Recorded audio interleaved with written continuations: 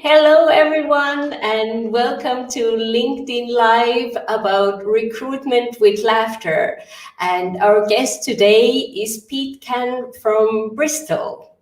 He's also known as the Laughter Man. Hi, Pete, and welcome. Hi Tina, how are you doing? I'm good.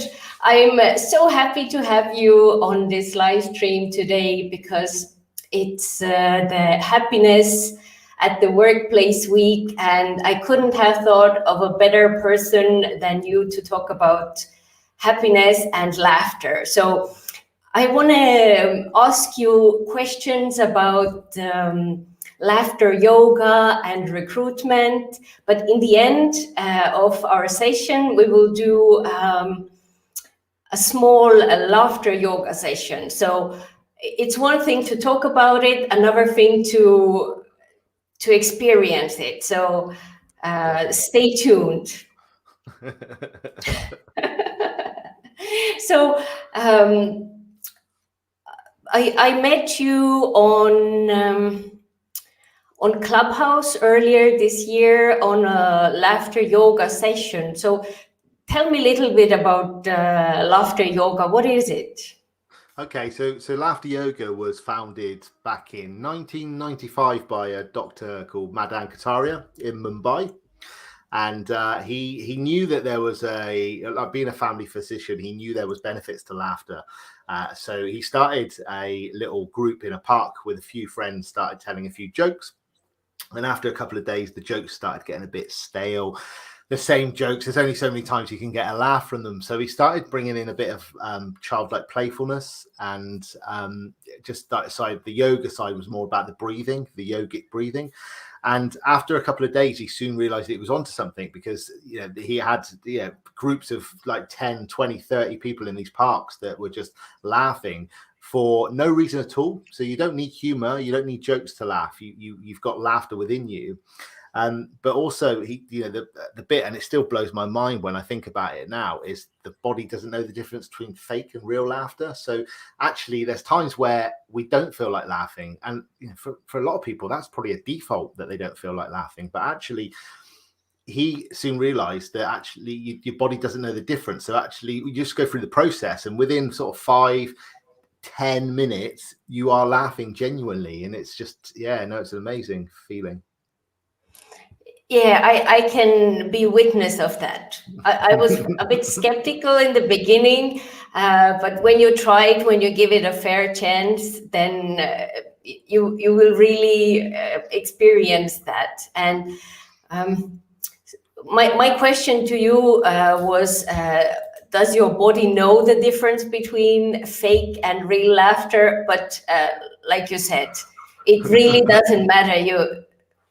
You get the positive benefits from Exactly. And then, we obviously mentioned Clubhouse was where we first met, like obviously on the Audible side of things. And it's really interesting because I still laugh every morning, or I try not every morning, but most mornings I'm on for 10 minutes. And I've seen you, Tina, obviously you've been in the room quite regularly again. And it's really nice because actually I will, and I'll let you into a little secret. When I do my laughter now in the morning, because it's just a audible one, I lie on the floor.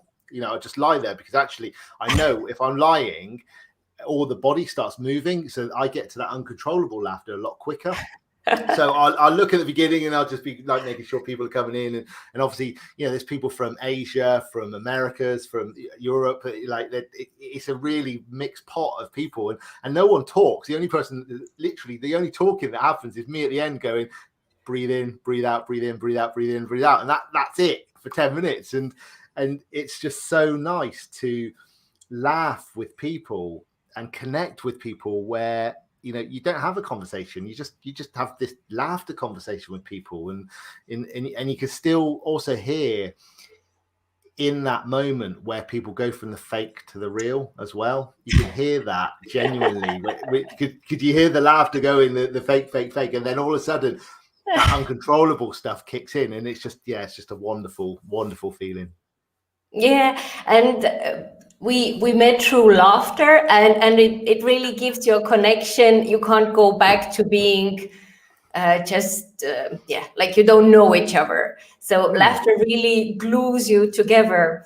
And I heard, so we've been laughing together for a while, and then I heard on Jules White podcast that you actually have recruitment background and you have a chef's agency in Bristol. I was like, gosh, I need to talk to Pete about recruitment as well, because that's another thing that we have in common, but I didn't know about it. So let's say, tell me a little bit more about that experience and how Sure. it started. Yeah, so I run the agency for the last 12 years now. 2009 is when we started. So I used to work for a couple of other agencies.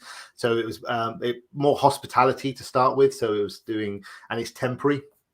So we were covering like events. So at the beginning of our business, so my wife Chloe and I run the business together. And at the beginning we were going out working events. We were working at the football stadiums, at the golf, the cricket, and we would be behind the bar or in the kitchen. And after sort of a couple of years, we then managed to get someone to work for us, and then we built the office up that way. And it's really interesting because dealing with temp personnel rather than permanent positions, high volume, definitely, especially hospitality is dealing with a lot of students. So there was a lot of stress levels with regards to people.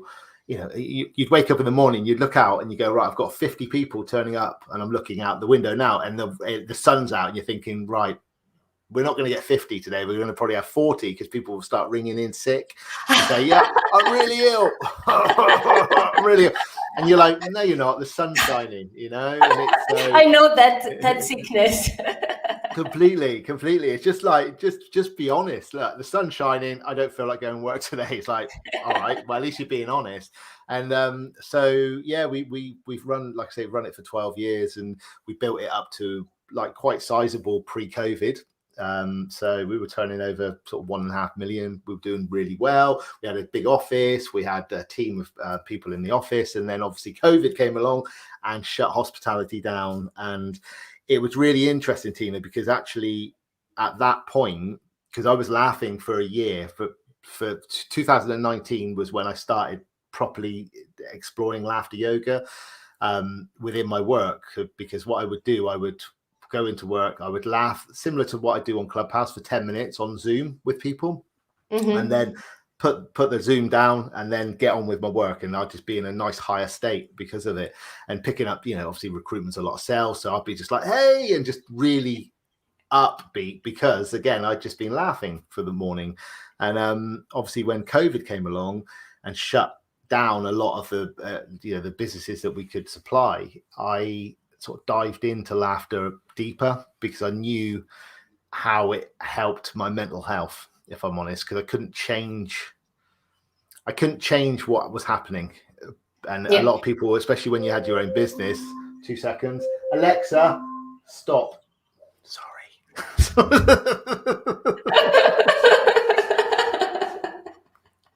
I set an alarm. I did set an alarm. I've got to do something, but I don't have to do it. I can just leave it where it is. So basically, but anyway, I digress in there. I'll forget to do what I was supposed to do now. I know that, right? Anyway, right. What was I talking about? COVID came along, and I just started laughing on, with the same sort of people that I was laughing on Zoom with. But rather than just doing it once a day, we started doing it 3 or 4 times a day because we knew that we were all feeling the same energy really of what was going on. And after a couple of weeks, I was just like, wait, this is working online, and I'm feeling good about this. So then I just started rebranding basically as the Laughter Man. So it wouldn't have happened if it wasn't for COVID. Not as quick and as big as it's gone. Definitely not. Now the chef agency's back. We're trading at about 60% of what we were doing. We don't have the office anymore, so we work remotely. A couple of the people of the girls were in the office. They've moved on. So, but I'm in this room in my office, and my wife's in the other side of the house because obviously I laugh a lot. So we were in the same office space. We were for probably about it was probably about 9 months, and it's quite a big. It's quite a big space. It's quite big. But when you're in there, and obviously I'm laughing a lot, Chloe was just like, I cannot concentrate whilst you're laughing. It's impossible. So she got kicked out basically because I'd already Bagsied it with the laughter man. I'd already sort of branded it. So it's interesting. Yeah, I have had a similar experience with laughter in recruitment.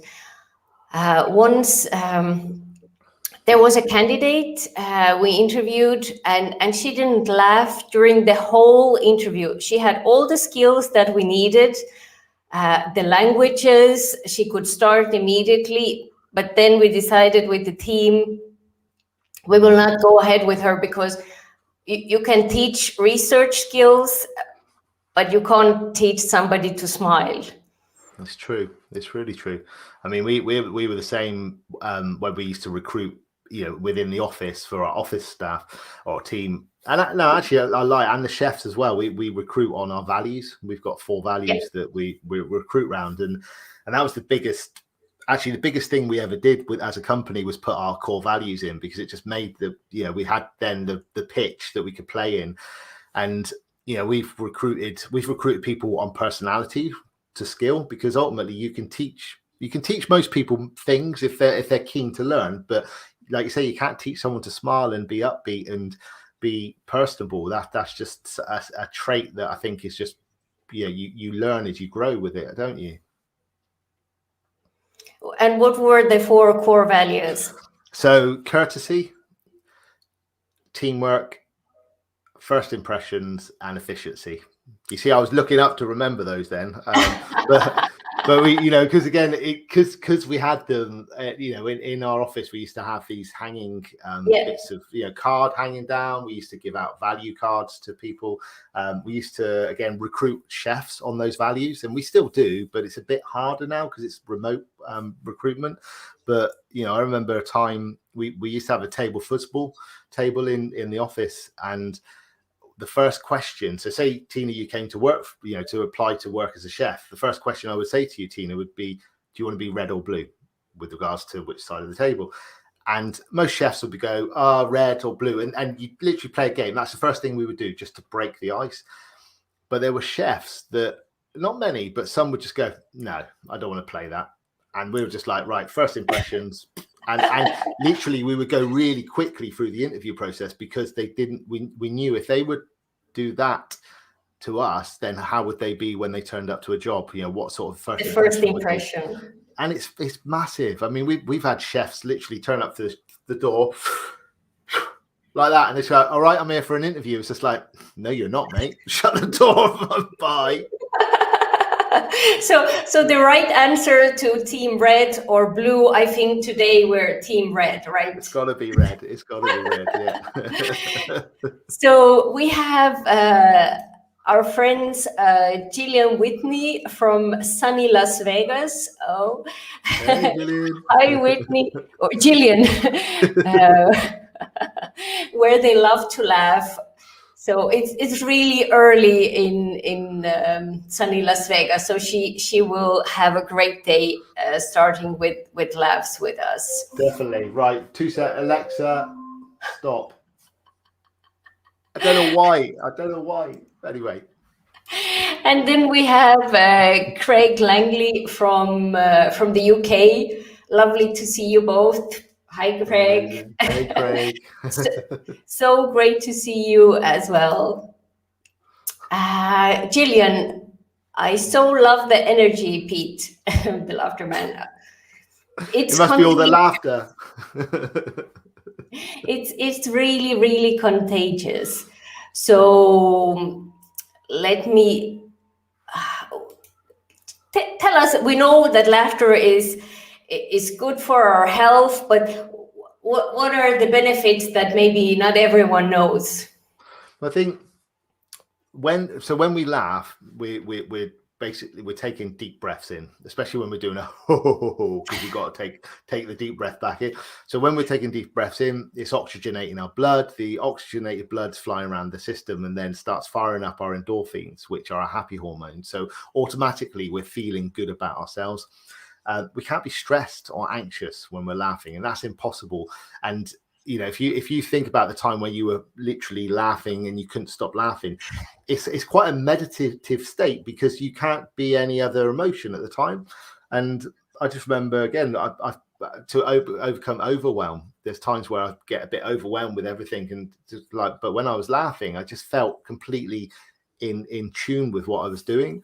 It connects us at a deeper level. So we mentioned at the beginning, when we laugh, Tina, obviously we've laughed with each other a few times, and we've got this connection just through laughter, and it's crazy. And it's like one day we will meet in person, and then what's going to happen, we're just going to start laughing when we see each other. It's just going to be amazing. So it's also a really good cardio workout, because again, we're taking deep oxygenated breaths, so we're taking a lot more breath than we would be. So they say like 10 minutes of laughter is like 15 minutes on the rowing machine. So that's something that I always point out, is like, what would you rather do? Would you rather go on the rowing machine or the giggle? And then the final sort of benefit that I think is really, really important is the fact that it improves our immune system. So again, because we're exercising our lungs, our immune system becomes a lot stronger. And I've got a podcast myself where I interview laughter yogis a lot of the time. And one of my questions, I like to find out, when was the last time they were ill? What last time they had a cold? And a lot of them can't even remember. I can't remember the last time I was ill, because a lot of people will get a cold once or twice a year. But again, I can't.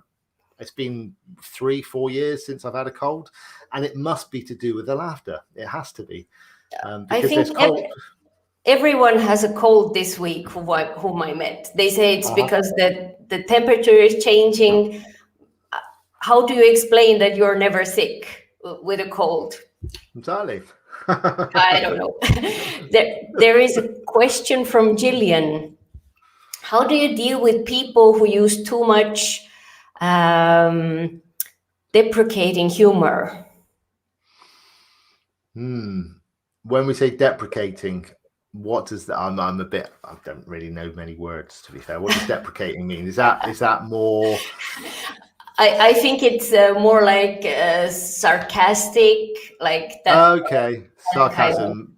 I personally, it's a humor of some sort. It's I'll be honest. I'm British. I can be a little bit sarcastic.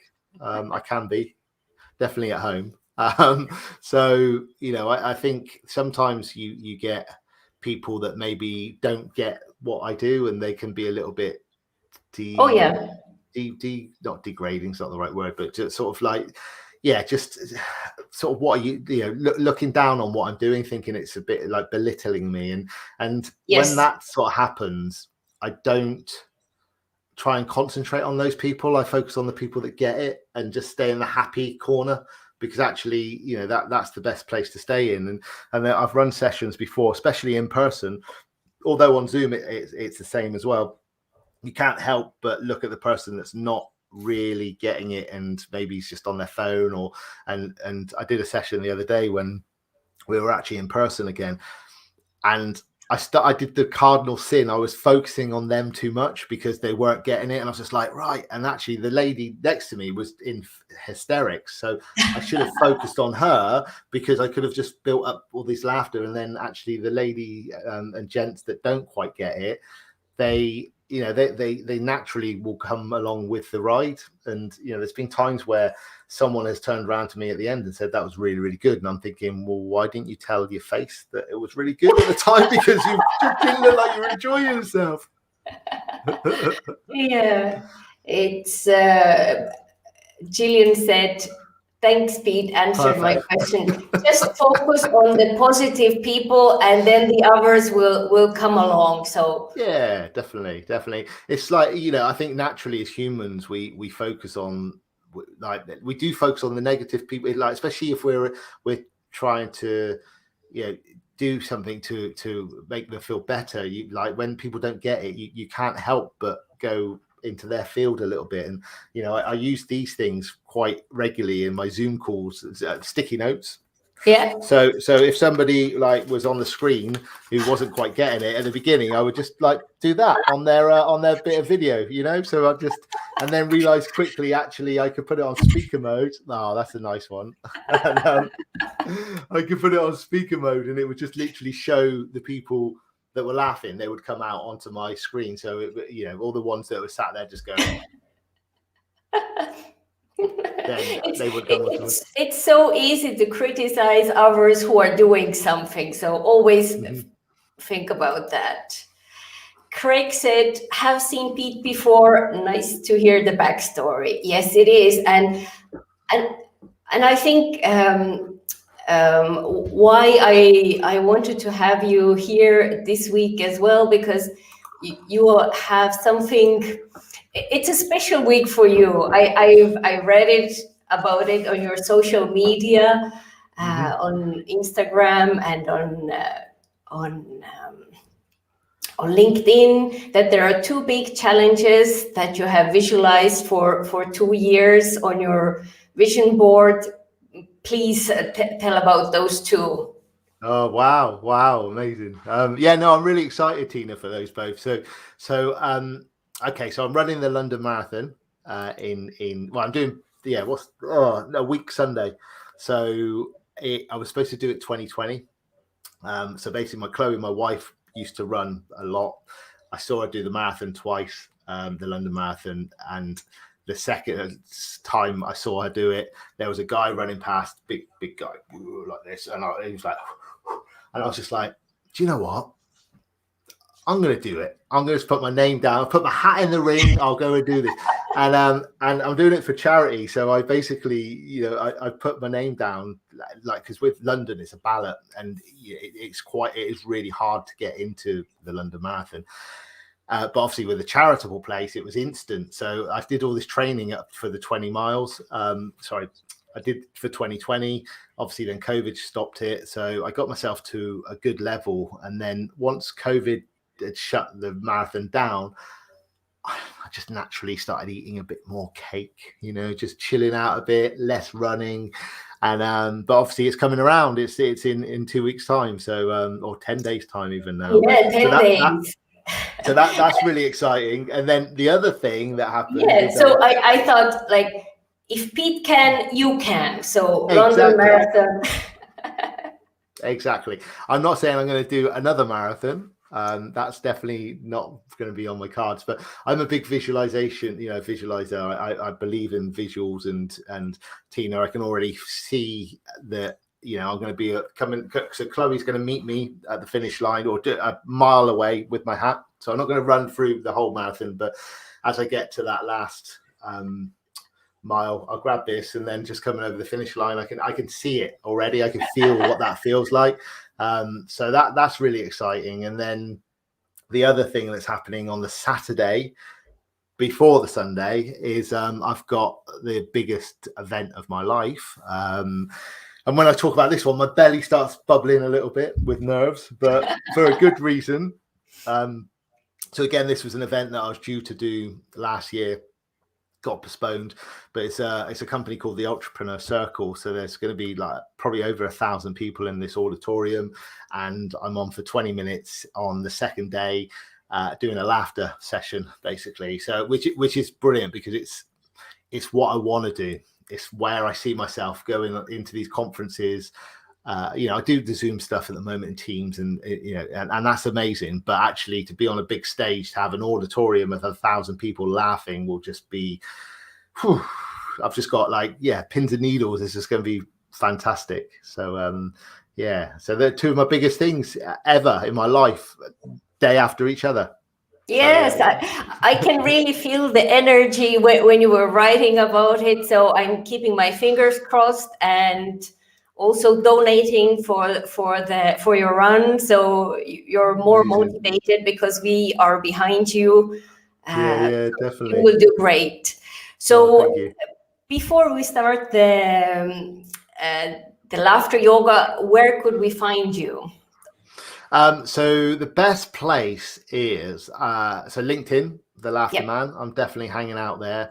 And my website is petecan.com. And there's loads of stuff on there, loads of videos, blogs, podcasts, all of the laughter stuff's in there. So, but you know, I'm my social channel that I'm the most active, I would say, is the LinkedIn, because I like to bring a little bit of sunshine onto the LinkedIn pages.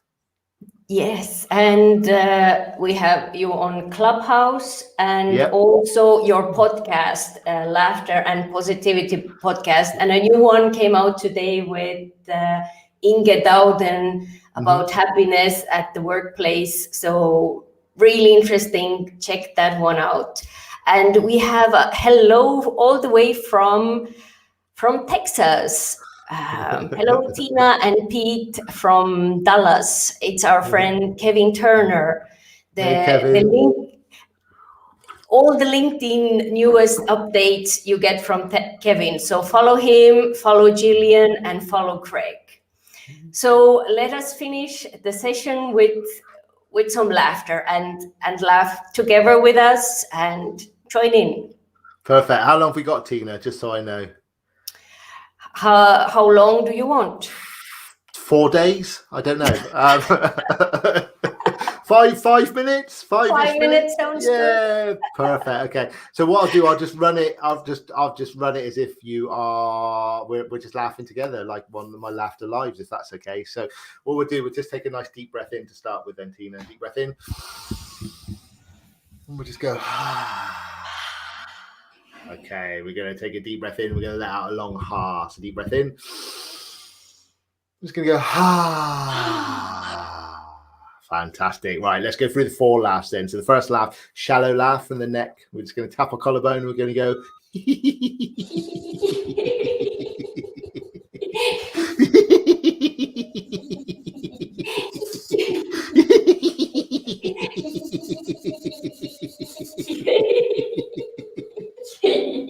Second laugh. Okay, second laugh comes from the heart. Okay, this is the one that gets blood pumping around the body, firing up these endorphins. So we're going to tap our chest bone here and we're going to go.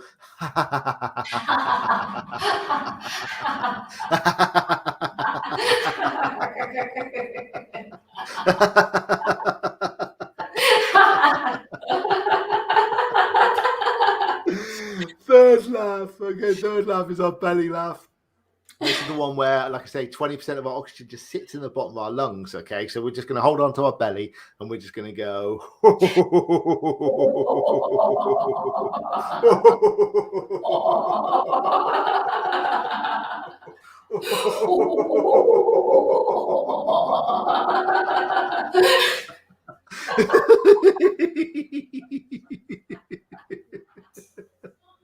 Okay, fourth and final laugh is our childlike laugh. And this is where 200 to 300 times a day children laugh. And as adults, we forget the power that laughter has. Okay, so we're going to be childlike, Tina. We're going to put our arms up in the air like this. And we're going to go.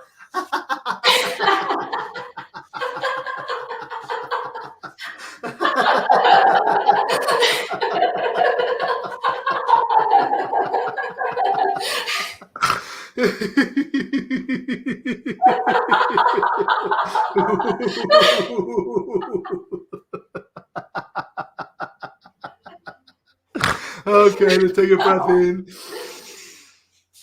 and breathe out.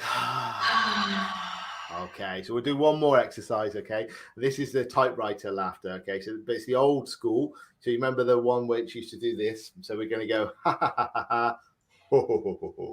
Okay, so.